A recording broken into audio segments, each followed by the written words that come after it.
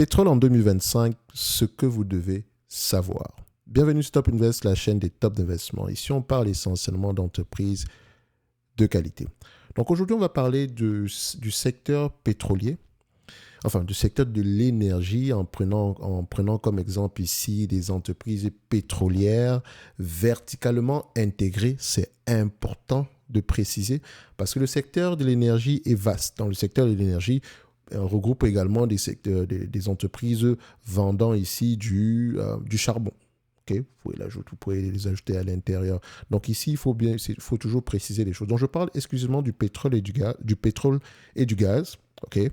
Même si on va parler, le titre ici indique pétrole en 2025. Je parle également du secteur du gaz. Et il faut mentionner que cette vue est purement nord-américaine, avec une particularité, enfin, on aura plus un penchant au niveau des États-Unis. Comme je le rappelle toujours, moi je suis en Amérique du Nord, donc techniquement, les entreprises qui m'intéressent sont uniquement localisées dans cette zone géographique. Donc, ceci n'est que mon avis et non un conseil d'investissement. Comme d'habitude, je me réserve le droit de me tromper. Ok? C'est une analyse sectorielle qui est basée sur la lecture des rapports financiers, l'écoute des conférences calls sur de l'ensemble des acteurs de ce secteur d'activité, en tout cas ceux que je considère comme étant les leaders. Donc en me basant sur la lecture des rapports financiers et l'écoute des conférences calls, il y a des éléments qui reviennent. Okay? Et donc ce sont ces éléments-là que j'ai regroupés un tout petit peu sur cet élément, sur le texte que je vais présenter tantôt. Donc, on y va. Donc, le secteur de l'énergie connaît des évolutions rapides et l'année 2025 est prévue comme une période marquée par des défis et des opportunités pour le segment des pétrolières intégrées. Les activités de ce segment couvrent l'ensemble de la chaîne de valeur, exploitant un modèle diversifié regroupant exploration, production, raffinage et distribution. Parce que quand on parle du pétrole et du gaz, il faut savoir, est-ce qu'on parle d'une entreprise spécialisée dans l'exploration, dans la production, dans le raffinage ou bien dans la distribution. Or, quand on parle des pétrolières intégrées, donc on appelle parfois également les majors, ces pétrolières intégrées-là couvrent couvrent à peu près ces 4 éléments. Donc, généralement, ils sont divisés en 3 éléments. Parce que vous avez la partie upstream. Upstream, c'est exploration, production. Midstream, c'est le transport, d'accord? Et downstream, c'est le raffinage et la distribution. Donc ici, j'aurais même pu rajouter ici le transport. Mais en tout cas, vous comprenez ce que je veux dire. Donc, quand vous voulez comparer une compagnie pétrolière, rassurez-vous bien que vous comparez les patates avec les patates. OK? C'est très important. Sinon, on peut avoir tendance la conclusion peut être assez désastreuse. Par exemple, si je compare Total Energy et une compagnie comme Valero, ils ne font pas la même chose. Total Energy il y a un segment, notamment la partie raffinage et distribution, qui correspond ici à ce que 90% ou 100% ici de l'activité de Valero. OK? Donc, la dynamique n'est pas la même. Et quand on parle du secteur du pétrole et du gaz, dites-vous que tous les acteurs, dépendamment du segment précis dans lequel vous vous retrouvez en date d'aujourd'hui, vous n'aurez pas tendance à vous comporter de la même façon. Donc, quand je parle du pétrole et du gaz, il y a des segments, d'accord, où il y a des sous-segments ici qui ont à peu près, sur lesquels j'ai une vue assez positive, notamment le secteur du transport, ok, donc les pipelines. On en parlera tantôt, ok. Donc, bien que les activités d'exploration et de production en amont, qu'on appelle généralement également upstream, demeurent leur principale source de revenus, les opérations de raffinage et de distribution, à savoir le downstream, renforcent leur résilience face aux fluctuations du marché. Parlons maintenant de l'équilibre entre l'offre et la demande. L'équilibre précaire entre une offre en hausse et une demande mondiale incertaine devrait maintenir une pression à la baisse sur les prix des hydrocarbures. Si les conditions globales restent relativement stables, elles ne devraient pas atteindre les niveaux records de 2022. L'OPEP+ a prolongé par exemple jusqu'en 2024 ses réductions volontaires de production représentant 2,2 millions de barils par jour. Donc il y a 2,2 millions de barils par jour ici qu'on a volontairement mis de côté. Donc on a la capacité de produire 2,2 millions supplémentaires. En tout cas les pays membres de l'OPEP+, mais ils ont réduit d'à peu près de ce volume-là, notamment pour soutenir le prix. Rappelez-vous, c'est une question d'offre et de demande. Et l'OPEP plus regroupe, c'est à peu près un cartel, donc ils ont tendance ici à influencer les prix. Mais vous allez remarquer qu'il y a quelque chose qui se passe dans le secteur pétrolier en date d'aujourd'hui. Donc, vous ne pas être élu, donc donnez-moi juste un instant, on arrange ça, et voilà. Alors, cependant, cette stratégie est tempérée par l'augmentation de l'offre des producteurs hors OPEP qui ajoute en moyenne 1,5 million de barils par jour, par an. OK? Donc, il y a une augmentation de la production enfin, il y a une augmentation des volumes disponibles sur le marché. Notamment, ces volumes, cette augmentation-là provient essentiellement des pays hors OPEP, qui ne font pas partie de ce cartel-là et donc qui n'ont rien à voir ici avec la baisse des volumes de production, la baisse volontaire des volumes de production. OK? Notamment, on va citer quelques pays tantôt. Donc, vous allez voir que vu que c'est une question d'offre et de demande et qu'avant on avait une grosse partie, un grand groupe ici qui avait tendance ici à réguler l'offre par rapport à la demande ici, on se rend compte qu'en date d'aujourd'hui, cette partie-là n'a plus toutes les cartes en main. Okay? Et dans ce monde-ci, c'est une question de coût de production. Ça veut dire que les pays membres, les pays hors OPEP sont de plus en plus compétitifs et donc ont tendance ici à ramener des fric, à générer ici des free cash flow, même avec des prix de la commodité aux alentours de 60 à 70 dollars, notamment grâce à l'innovation technologique. Mais non, pas très loin. Donc, l'une des plus grosses raisons ici, c'est l'augmentation ici des volumes de production, notamment des pays des volumes de production issus des pays non membres de l'OPEP. Donc, ce contexte réduit l'influence de l'OPEP+ sur les prix. Donc, si on parle maintenant des facteurs géopolitiques ainsi que leur influence sur leur effet sur la demande ici, on peut dire ceci. La demande mondiale montre des signes de fragilité, notamment en raison de la croissance modérée de l'économie chinoise avec une progression du PIB réel estimée à 4,8% au T3 2024. Ce ralentissement soulève des questions sur la durabilité de la demande énergétique mondiale. Par ailleurs, les tensions géopolitiques, notamment entre Israël et l'Iran, ajoute une dimension d'incertitude. L'Iran produisant 3,2 millions de barils par jour, donc 50% destinés à l'exportation, pourrait perturber l'approvisionnement mondial en cas d'escalade du conflit. Donc ici, si ça se passe mal au niveau, si on a une escalade du conflit, on peut probablement avoir 3,2 millions de barils en moins. Donc, même pas 3,2. Techniquement, ça sera aux alentours ici des 1,6 million en moins sur le marché. Enfin, par rapport à l'offre actuelle. Et ça pourrait avoir un impact sur l'augmentation ici du prix. Donc, il n'est dans l'intérêt de personne ici que ce conflit-là perdure dans le temps. Bref, l'avenir nous le dira. En tout cas, ça reste également un élément, perturbateur parce que la géopolitique joue énormément au niveau du pétrole et du gaz. C'est pour ça que quand vous avez... Enfin, je ne vais pas revenir sur la vidéo que j'ai faite sur Total Energy ou bien sur j'ai déjà parlé du secteur de l'énergie plusieurs fois ici. Donc, il y a des choses que je ne vais pas répéter. Alors, si on parle maintenant de la croissance de l'offre hors OPEP, qu'est-ce qu'on peut dire? Donc, la croissance pétrolière se poursuit aux États-Unis. Parce que les États-Unis sont devenus des gros producteurs et non plus des consommateurs. Et ça a commencé en 2014. Le problème en 2014, c'est parce que les volumes ont de plus en plus augmenté. Ces volumes-là provenaient des États-Unis parce que le pétrole était devenu de plus en plus compétitif, notamment grâce à l'innovation technologique. D'accord?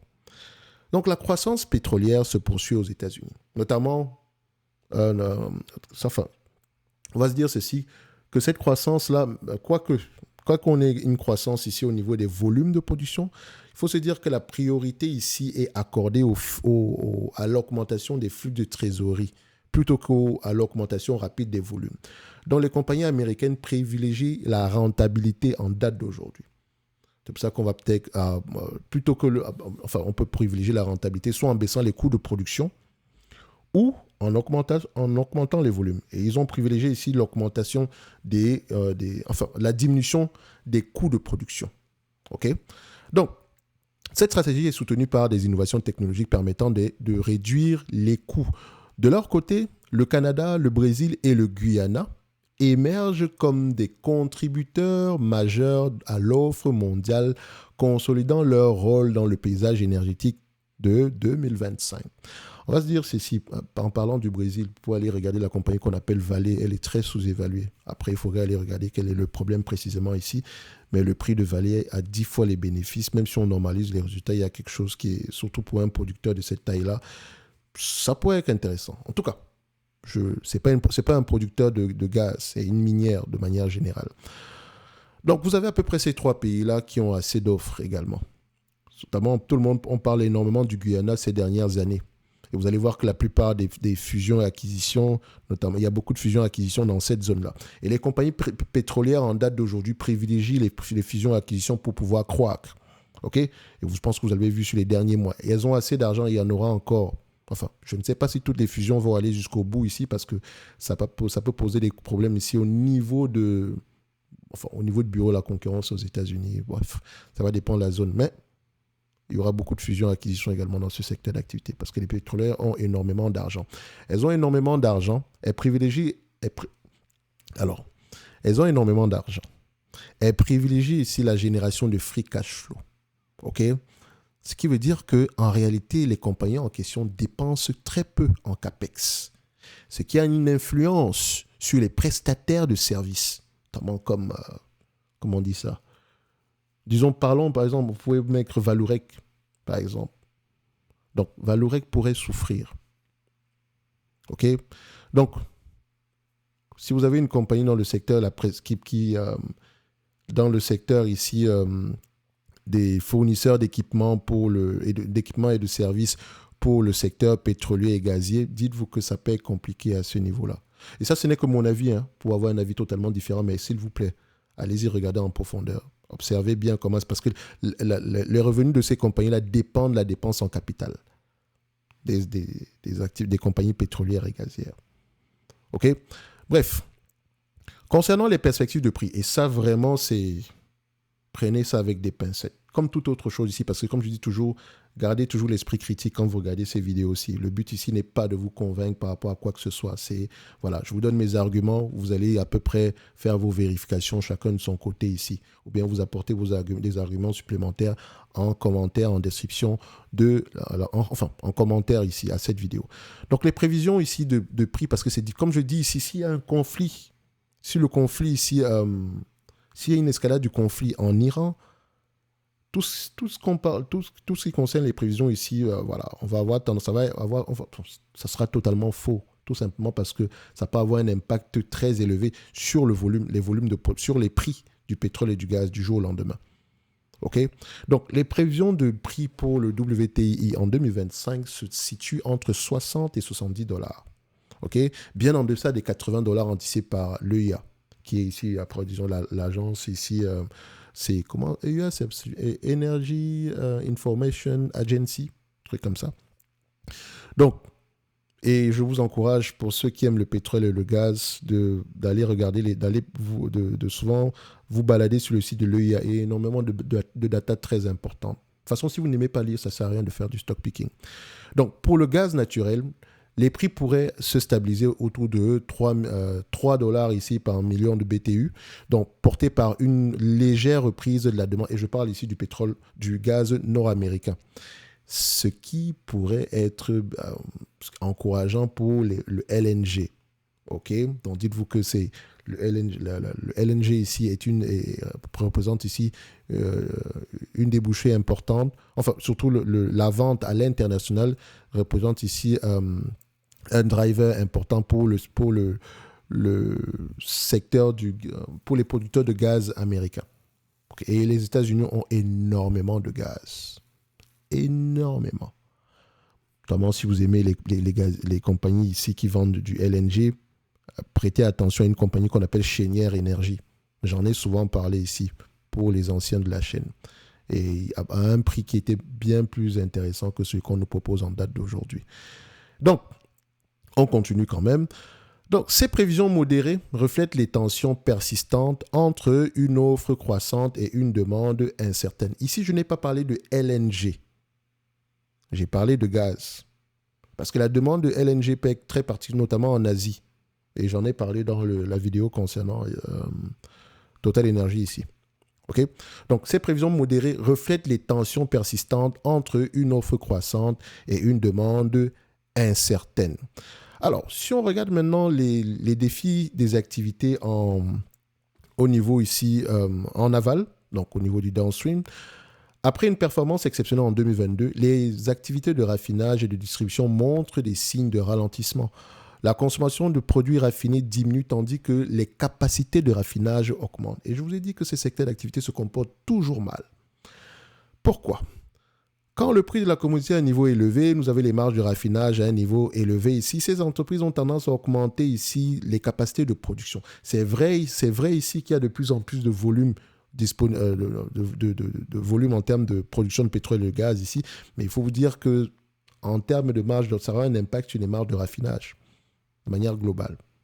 Donc l'augmentation des capacités, si vous avez souvent tendance à vous intéresser aux compagnies publiques ici qui sont dans le secteur de la distribution ici et le raffinage, le fait qu'il y ait une augmentation des volumes des capacités de production n'est pas généralement ici un signe négatif pour l'ensemble du secteur d'activité ou bien dans la région en question. Donc faites attention. Je ne sais pas où on est à peu près la compagnie qu'on appelle ESSO SAF. Je pense bien que c'est comme ça qu'elle s'appelait, non ? Cette compagnie pétrolière européenne. Non, pas européenne, je pense que c'est une compagnie française. Oui, c'est ça. Je la regarde ici à l'heure actuelle. Je pense que ESSO...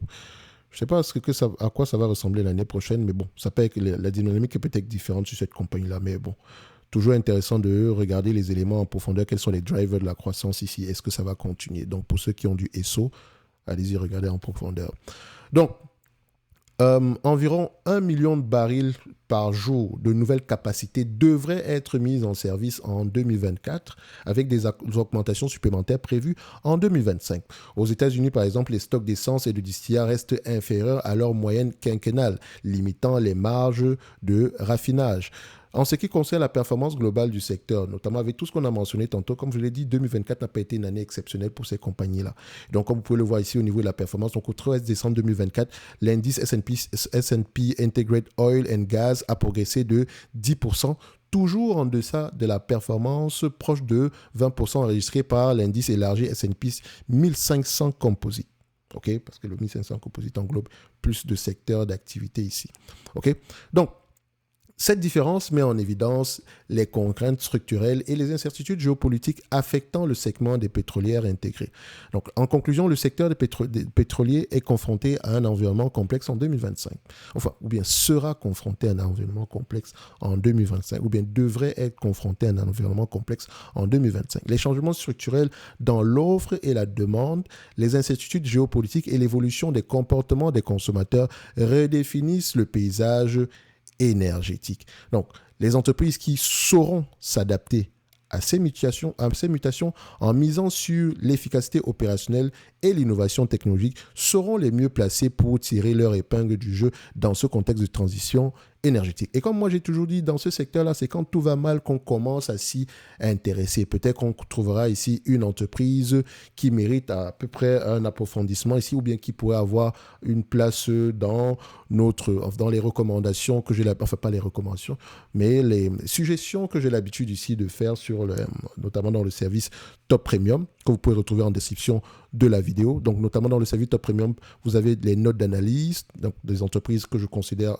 des entreprises en solde selon moi, ainsi que les notes de suivi, ce qui veut dire que si une entreprise nous intéresse en date d'aujourd'hui, tant que le scénario d'investissement de départ est toujours d'actualité, on fait le suivi. Les analyses en question viennent avec des analyses sectorielles comme celles qu'on en fait de faire présentement. Si vous ne savez pas à quoi ressemble une note d'analyse, il y a toute une playlist concernant les notes d'analyse ici. Vous avez également la watchlist. Par exemple, j'ai parlé de Total Energy sur la vidéo précédente, et donc Total Energy, si elle fait partie de notre watchlist, j'ajusterai le prix en conséquence de telle sorte que si vous avez accès à la watchlist, vous ne poserez pas la question de savoir quelles sont les entreprises sous-évaluées en date d'aujourd'hui. Tout ce que j'aurai à faire, c'est venir ici et checker à peu près au niveau des entreprises qui représentent à peu près enfin, qui pourrait représenter un prix intéressant en date d'aujourd'hui selon les analyses que j'ai eu tendance, les analyses quantitatives que j'ai eu tendance à effectuer. Comme vous pouvez le voir, on a une longue liste, vous voyez, évolution AB, Stellantis, machin truc, voilà, vous pouvez mettre pause ici et copier tout cela, mais la liste est assez longue. Je pense qu'on a à peu près plus de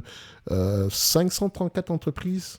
Et je pense que la liste pourrait même avoir tendance ici à être réduite un tout petit peu. Mais voilà, c'est à peu près les entreprises que je considère intéressantes ici à suivre ou à avoir en watchlist. OK? Donc, juste pour terminer cette partie-là, donc vous avez accès à la watchlist, à la communauté privée, ainsi qu'aux demandes d'analyse quantitative. C'est uniquement dans ces services-là que je prends les demandes d'analyse quantitative. Ça, c'est le top premium. Et vous avez le top premium plus qui inclut le programme d'accompagnement. Cette partie-ci, c'est jusqu'au 30 du mois de décembre. OK? 31 mois de décembre de cette année-ci. OK? Sinon, pour ceux qui viendront après, vous passerez par ici. OK? Donc, si vous avez des questions, vous pouvez réserver un appel. Vous avez également accès à la watchlist.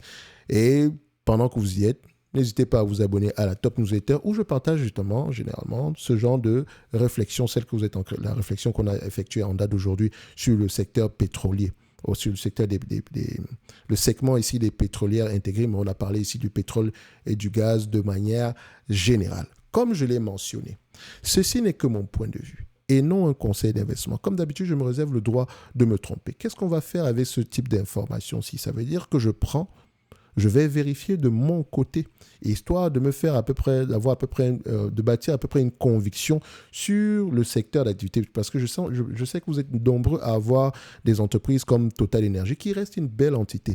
Mais quand le prix de Total Energy s'effondre entre 65 et 55 et qu'il y a des gens qui paniquent, je me rends compte à quel point, enfin pas que je me rends compte, c'est le constat ici qu'il est très, enfin pour moi c'est le constat ici qu'il est très important de lire ces rapports financiers, de comprendre à peu près la dynamique derrière chaque activité, derrière chaque secteur d'activité. Et puis d'ailleurs, c'est quelque chose qu'on fait essentiellement dans le programme d'accompagnement. On analyse tous les secteurs d'activité ainsi que les différents éléments qui drivent ces secteurs, enfin les différentes métriques particulière dans chaque secteur d'activité.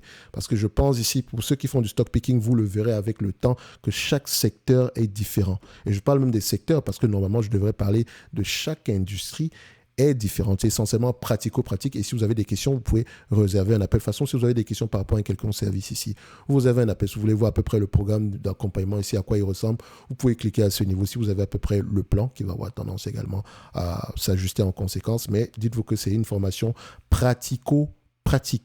Bref, pour le secteur pétrolier, on va se dire ici que ce n'est que normal ce qui arrive en date d'aujourd'hui.